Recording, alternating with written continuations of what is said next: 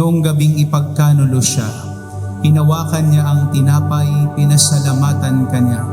Pinaghati-hati niya iyon, piniabot sa kanyang mga alagad at sinabi, "Tanggapin ninyong lahat ito at kanin. Ito ang aking katawan na ihahandog para sa inyo."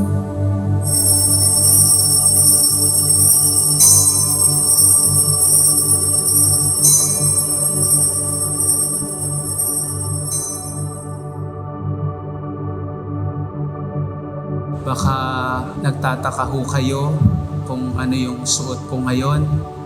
Ito po ay tinatawag na Roman chasuble. At baka nagtataka kayo bakit po meron nakalawit dito. Ito po ay pamunas ng pawis. Sa init po ng suot ko ngayon. Yun po yung nakakaiyak. Sabi ng kaklase ko, Father Ren, tiis ganda ka ngayon. Baby shower? Pag-iilan mo?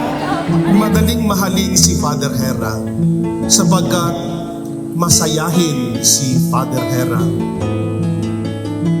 Lagi siyang nagbibiro at lagi siyang may alok na biro, lalo na kapag nananahimik ka at sa pakiwari niya ay nalulungkot ka.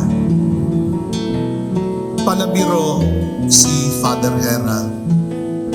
At ang palibiro, madaling mahalin.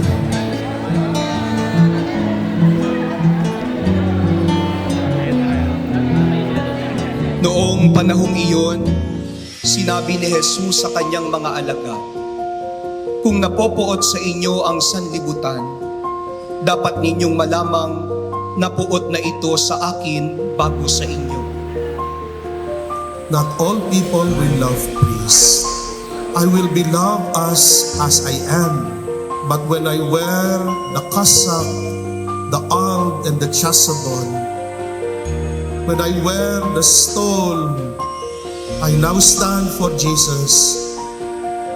And not all the teachings of Jesus are lovable for all.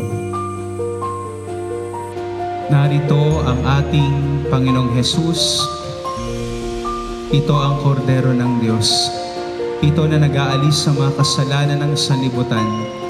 Mapalad tayong nanyayahang makisalo sa kanyang banal na piging.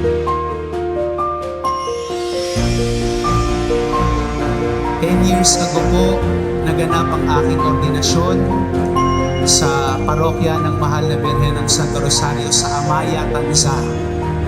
Maliit pa yung aming parokya, yung space ay hindi pa po kasing laki ngayon.